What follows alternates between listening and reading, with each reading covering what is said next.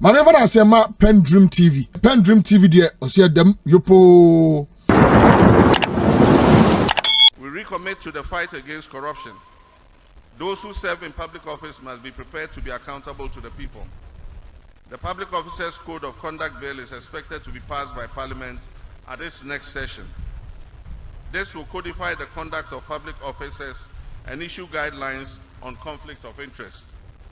A new assets declaration regime will also be approved by Parliament in order to ensure that the assets declaration regime is made more meaningful. I want to thank the Chief Justice and the Judiciary for setting up the newly created additional high courts. From this year, persons indicted in the Auditor General's report will be prosecuted in these new courts, in addition to the Auditor General's power of disallowance and surcharge. Ladies and gentlemen, recently there have been legal disputes about the constitutionality of the Office of the Special Prosecutor. While some of the issues are pending appeal and Supreme Court interpretation, government believes that there is space for an effective Office of the Special Prosecutor with special powers of prosecution. Government has, through the Attorney General, laid a bill in Parliament to give legal effect for the setting up of regional tribunals.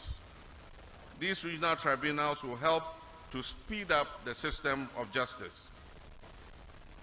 To the TUC and all sister unions, you are our partners on this journey of reset. I thank you for the industrial harmony we have enjoyed so far. I know the sacrifices you've made, and I know that the road to recovery has been steep. But I wish to promise the Ghanaian worker that as the economy grows, you will be the first to benefit. We are not interested in growth that stays at the top. Growth must filter down to the pockets of the Ghanaian worker. That includes the teacher in the classroom and the technician at Akosombo. Koforidua is known for its resilience and its beauty. Let the spirit of Koforidua inspire us today. I thank the TUC once again for bringing us to Koforidua. And as I continue my tour of this region, meeting with the chiefs and people, I'm reminded of why we do what we do. We do it for the young graduates just come out of school seeking her first job. We do it for the retiree who deserves a pension that can buy more than just medicines.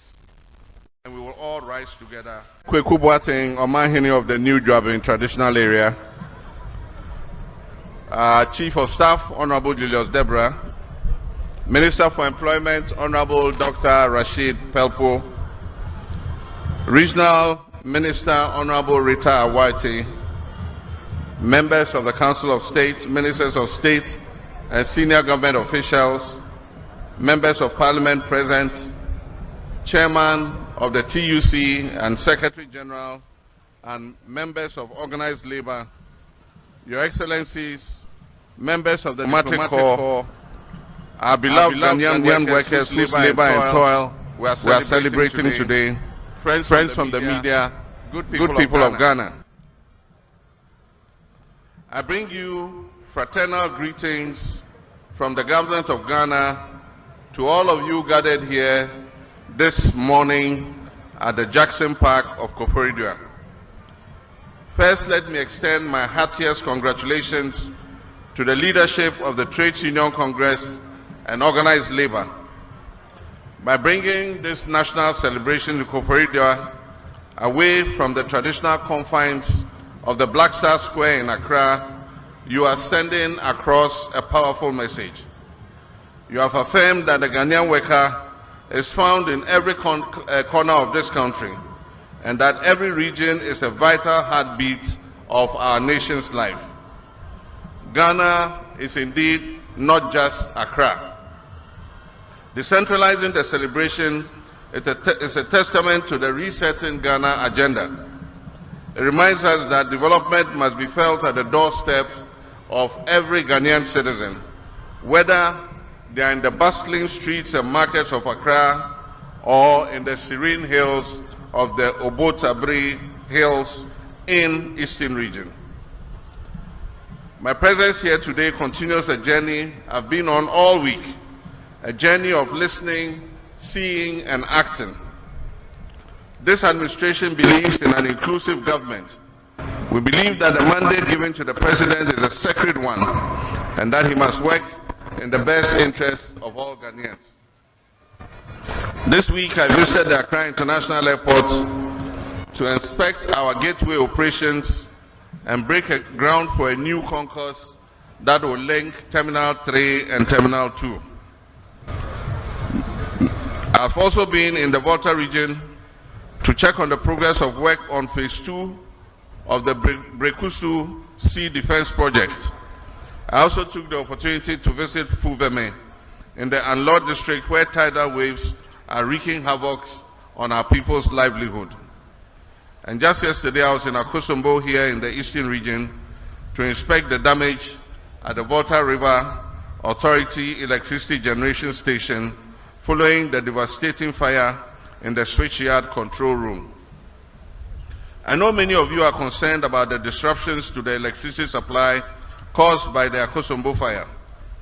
But I want to share the good news that the GRIDCO and VRA engineers working together have been able to bypass the burnt-out control room and have restarted all the 6 turbines at the Akosombo generating station.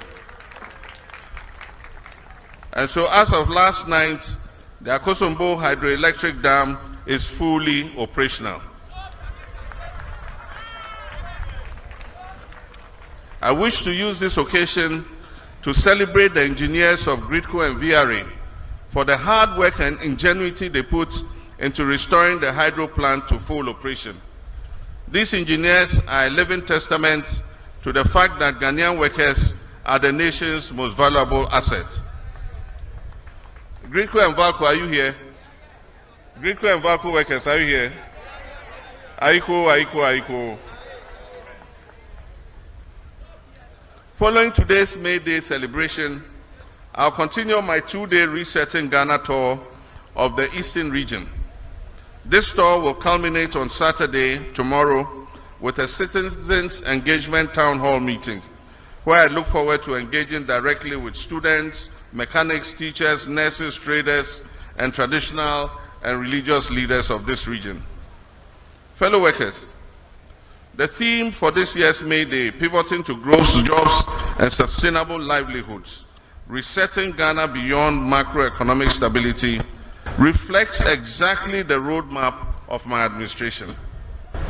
When we took office, our first task was to stop the bleeding, to stabilize the currency, to rein in inflation, reduce interest rates, and restore fiscal discipline. That was the message I delivered to you when we met at the May Day celebration last year in Accra. Today, I'm pleased to report to you that we have made very good progress.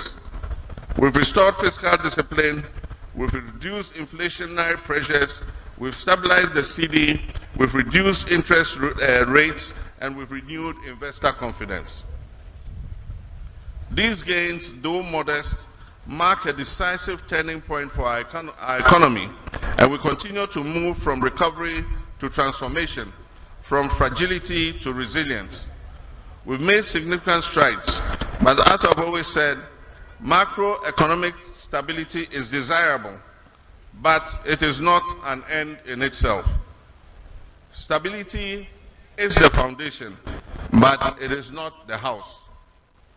The reset we speak of is about building the house on a stable foundation. It is about shifting from merely surviving to thriving. It is about moving from debt distress to economic surplus. Having successfully restored macroeconomic stability through our Resetting Ghana agenda, we are now aggressively pursuing growth and job creation. We will not just manage the economy, we will expand it to create jobs and prosperity for the Ghanaian people. Our mission is clear. We want to turn stability into opportunity. Under the Resetting Ghana agenda, we will continue to prioritize the creation of decent jobs for our youth and Ghana's workforce. By investing in value addition and the digital economy, We will ensure that the Ghanaian worker is not just employed but empowered. A stable economy is only the foundation.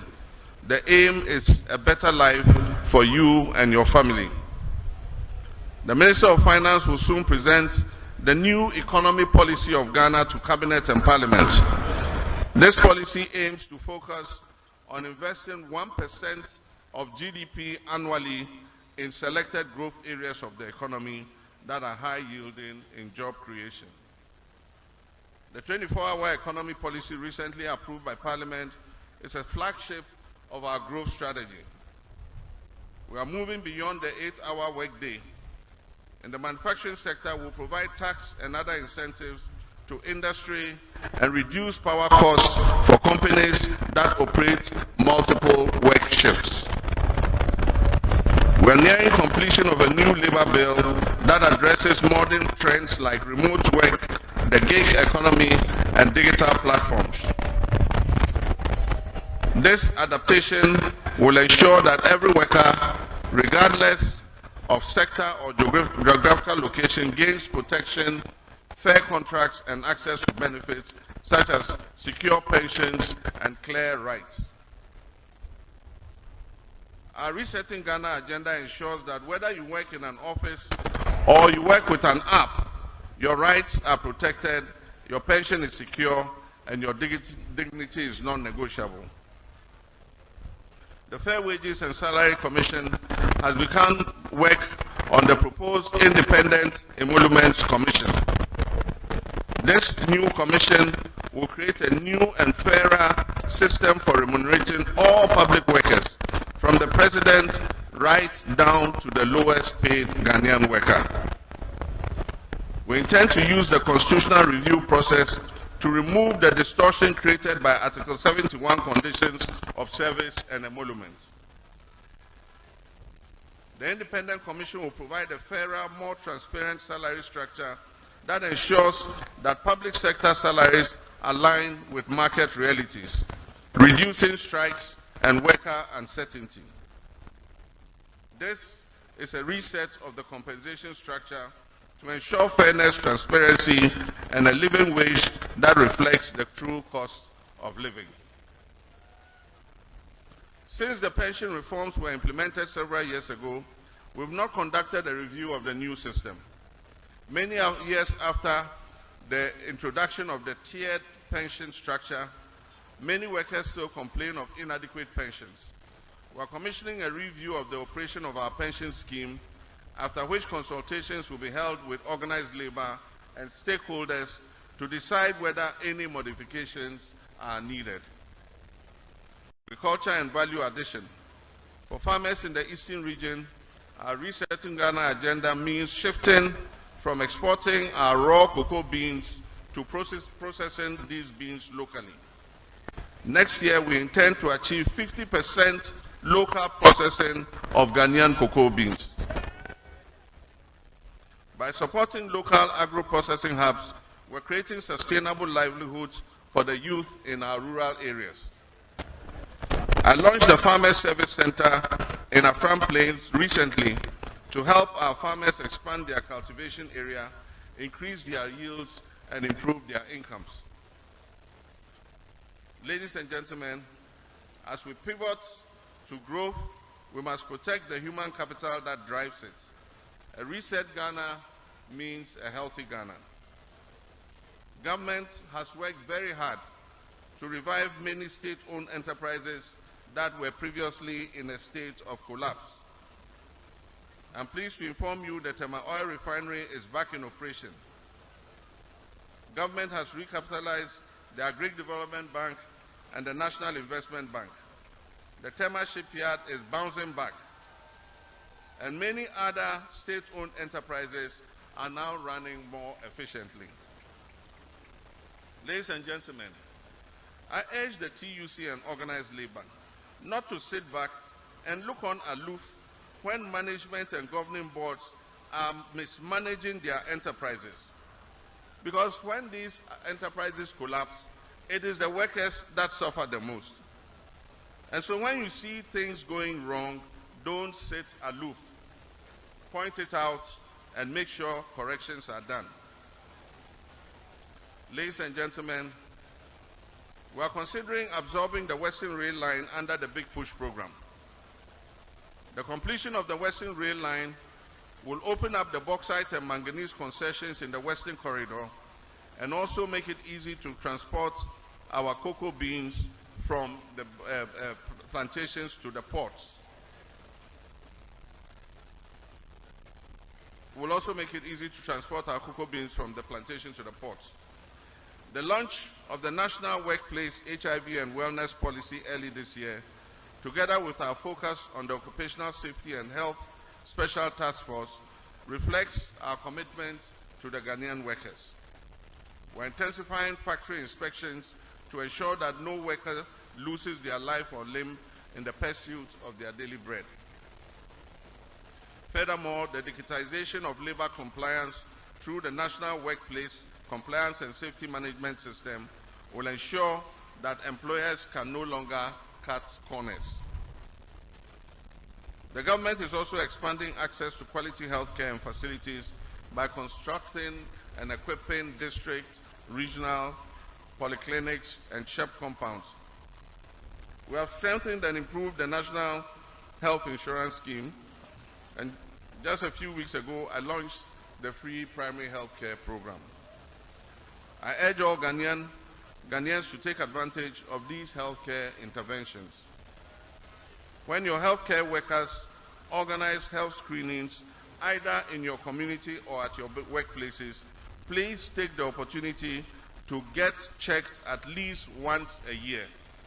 All Ghanaian workers, please, when they are doing the screening, go and check your high blood pressure, your sugar level, check your vitals at least once a year.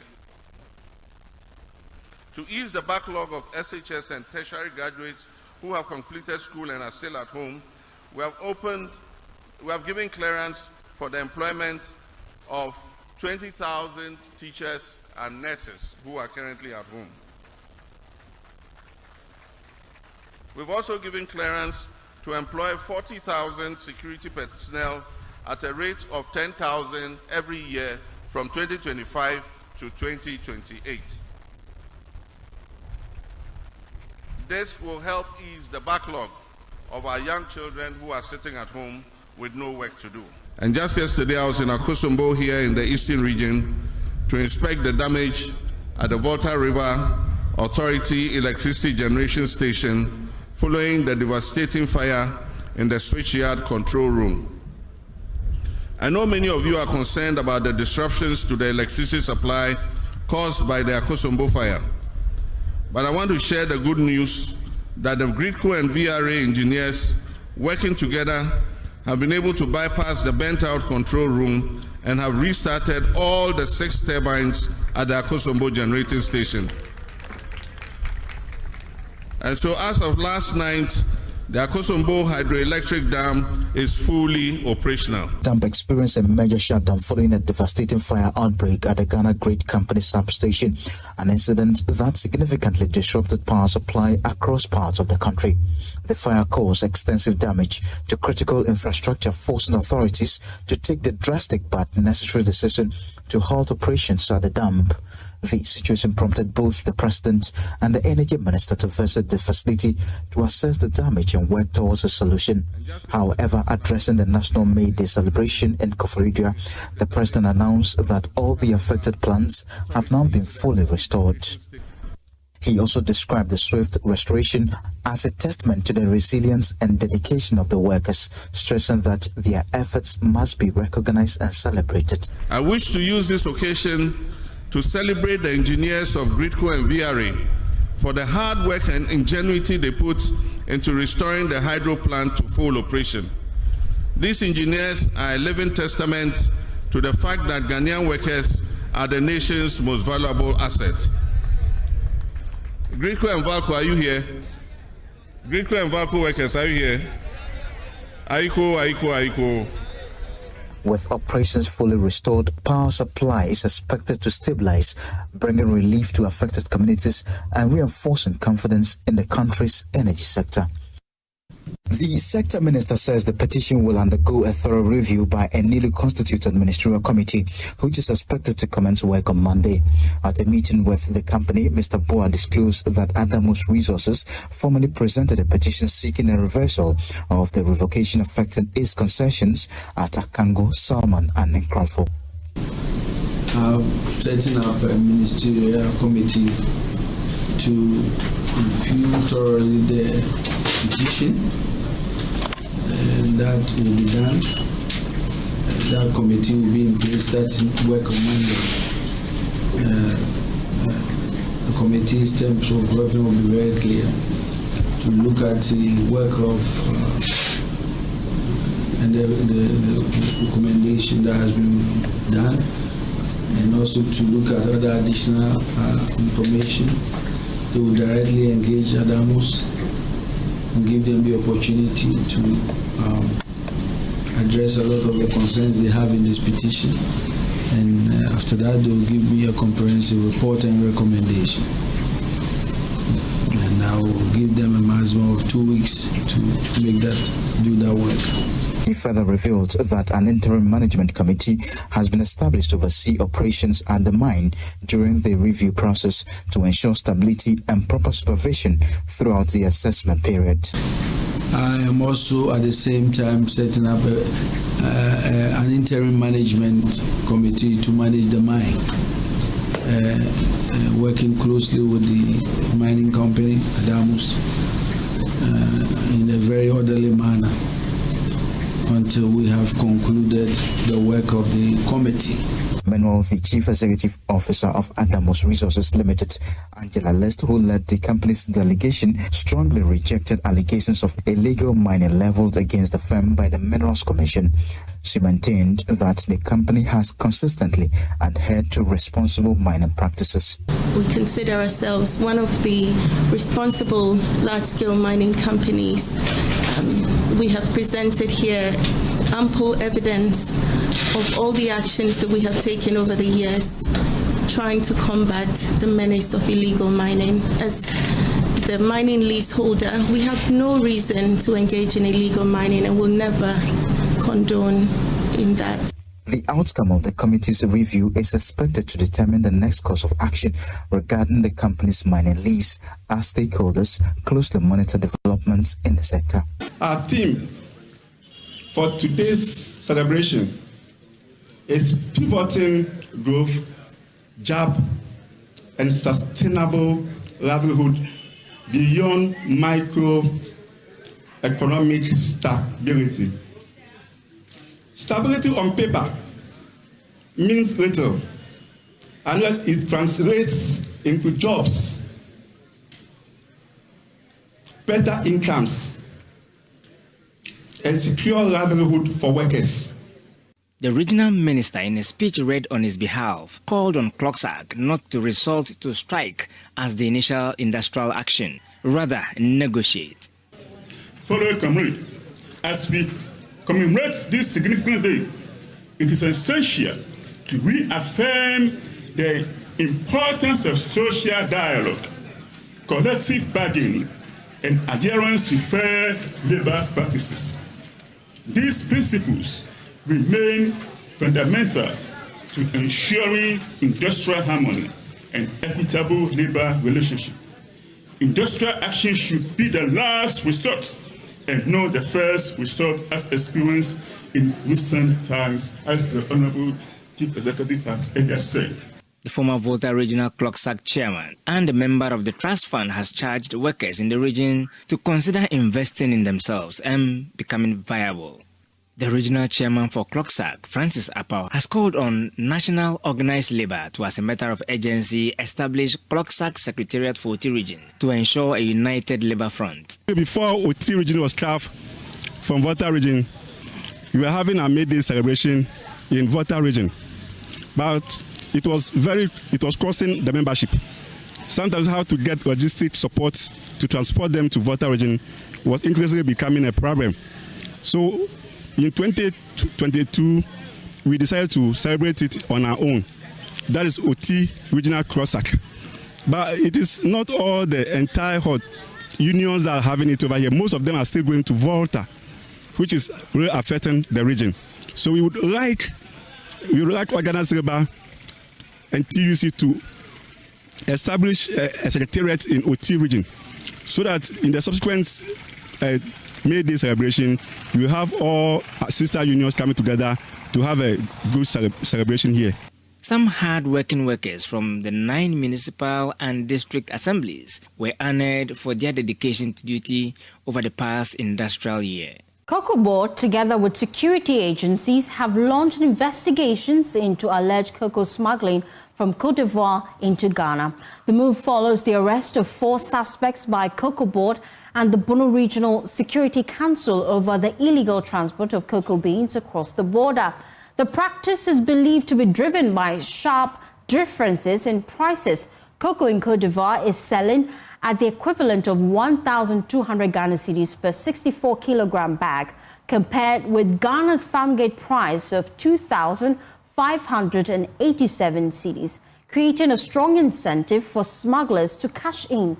Head of Corporate Communications, Sam Jerome, joins me via Zoom with more. We appreciate your time here on Joy News Prime. Now, per your investigation so far, how widespread is this practice of smuggling beans from Ivory Coast? So thank you very much, and also to your cherished viewers across the globe. It is something that we have anticipated because it has always been the case, or it has been with us. We have the normal smuggling whereby cocoa beans from Ghana are being smuggled to Côte d'Ivoire when we have price differences. So we knew that the reverse would be the case if our farm gate price obviously being higher than that of Ivory Coast. We were expectant of the fact that that will happen. I have to say that it is not the case that it is happening only in the Bono region, but regions like the Western North and the Western South, that is Western region proper. It has been going on. And I can also confidently tell you that our Special Services Department is on top of its game, and it has been collaborating with the various regional security agencies to clamp down on persons who are engaged in this illegal activity.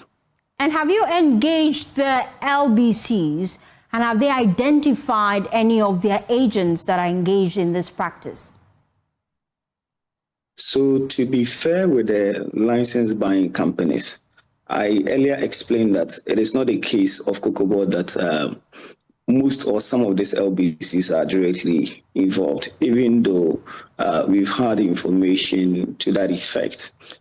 But it is proper for investigations to be caused for us to unearth or unravel if indeed they are engaged in that. But what we do know is that we have elements within these license buying companies who out of greed possibly engage in that enterprise. And that is why we are very keen or very particular about this arrest which has been effected in the Bono region. And we are going to pursue it to the bottom, just to ensure that whoever that is found culpable will be dealt with appropriately. And what measures are you putting in place across the country to ensure that we curb the practice?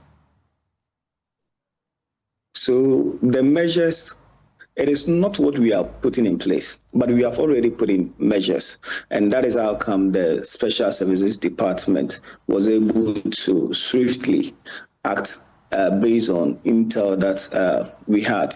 The Chief Executive, Dr. Randy Abbey, has resourced the Special Services Department and given it its blessings for them to go all out to ensure that some of these issues are being dealt with. Because if we go on having this reverse smuggling, the effect will be that Ghana and Cocoa Board, we are going to lose a chunk of money. Additionally, the Ghanaian farmer is also going to suffer. So for us to avert these consequences, the Chief Executive has given his fullest blessings as well as resources for the department to be able to battle or deal with the issue of smuggling, whether being smuggled from Ghana or the reverse being the case in this particular instance. So yes, we already have put in measures, but I cannot, as being the head of public affairs, say definitely, I mean, the specific measures that we've put in place. If I should do that, then I'm giving the opportunity for people who are engaged in this to also change their tactics or change their ways. Okay. But I can assure you that we've put in plans for us to mitigate or deal with these issues. Thank you so much for your time here. Team visited 4 shops in the East Legon enclave following a tip-off. 2 of the shops were licensed, while the 3rd was closed for the day. A Nigerian national operated the 4th shop, called Shortcakes Beauty Stories. The shop was being run from an apartment at Adringano and was found to be selling unapproved beauty products. The head of public relations at HEFRA, Christabel Iram Nuhoho, stressed the need for businesses within the health sector to be properly accredited by the agency. We want to ensure that every facility operating within any health space is properly regulated. So we got wind of the fact that there's a facility or someone is operating a facility, even though it's a pop-up, as in she comes around, I think, every 2 weeks and then goes back to Nigeria. But then once he's operating or she's operating within the health space, it means that she needs to have a license from HEFRA. We need to know what she's doing. So we came here this morning just to find out if she, first of all, has a license and even a license to operate in Ghana because she's a Nigerian. And from our checks, she's not licensed to operate even in Ghana, and the facility obviously is not licensed. And we also realized that most of the products that she's using are not FDA certified, for which reason we had to close the facility down and then ask her to do the proper thing. Once she does the right thing, why not? She would be open. So we want to use this opportunity to tell everyone running such a facility that once you are doing anything that is within the health space, you have to be accredited or certified by HEFRA.